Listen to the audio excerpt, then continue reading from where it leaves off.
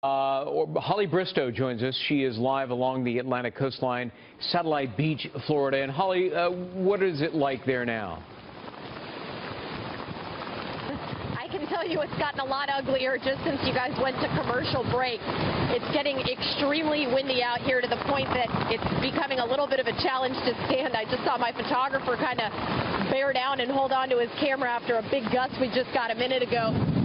You may be able to see over in the distance, there's a sailboat that's actually slammed against the rocks probably within the last 20 minutes. It had been out in the middle of the intercoastal. It looked like somebody haphazardly put it out there with just an anchor on the front of it, and looked like the anchor broke loose, and it's now slammed up against the seawall behind me.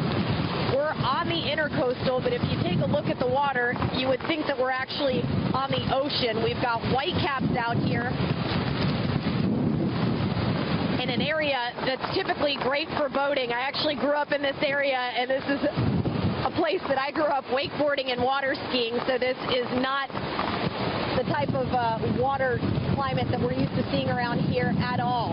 At times it's hard to tell whether the water is coming in off of the intercoastal or if it's raining. Right now we've got a good combination of both, and it's coming down pretty, whoa, there goes another big gust.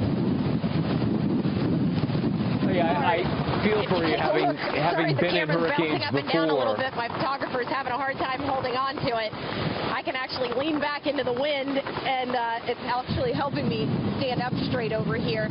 About 5 minutes ago, we saw a big flash in the distance, a blue flash. It wasn't lightning. It was another power transformer blowing. We've seen a couple of those go throughout the night across the river beachside. The weather just seems to be getting worse and worse as time goes on. The interesting thing here is we were over in Satellite Beach, actually on the beach around 6 o'clock tonight. I was talking to a police officer who was telling me that they're guesstimating that only about a third of the people who live beachside who were under mandatory evacuations decided to listen to the warning and take off and evacuate. The rest of the people are inside their homes trying to ride out the storm. And I'll tell you, we drove through there earlier, and I would say it's probably only about 1 in 5 houses that actually put up any kind of hurricane shutters, and it didn't look like most of them had the special glass that's hurricane proof. So it'll be interesting to see what things look like beachside once this storm calms down tomorrow. Holly, it must feel like you're getting absolutely pelted with some pretty hard-hitting rain. And having done it before myself, I know it's a little bit painful to endure that sort of thing. Can you just describe what it's like to be out in the middle of a hurricane? You know, it's kind of a bizarre feeling. It's almost surreal. Standing here, I've had this rain jacket on all night. I'm about to switch to another one before we continue on in the night. The rain jacket's kind of stuck to my back, so I can actually feel the rain pelting me in the back, and it is getting pretty strong.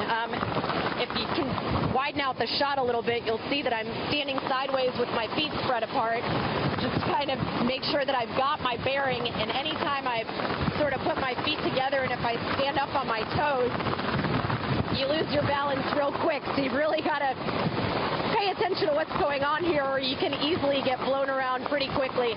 If it gets much worse out here, we're going to head a little bit further west, because being right on the water, you're definitely getting a lot more wind, and it makes it harder to really stand up straight, and we're keeping an eye out for things blowing around just to make sure that we're not going to get hit with anything. Yeah, it's the flying debris that can be really dangerous.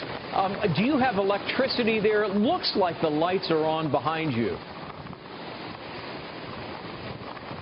Surprisingly, they do still have electricity here, but I'll tell you, as I look behind me, Merritt Island is behind me, and then Satellite Beach is off in the distance, and it looks like Merritt Island, which is an island in the middle of the river, has lost their power, because I don't see any lights on over there.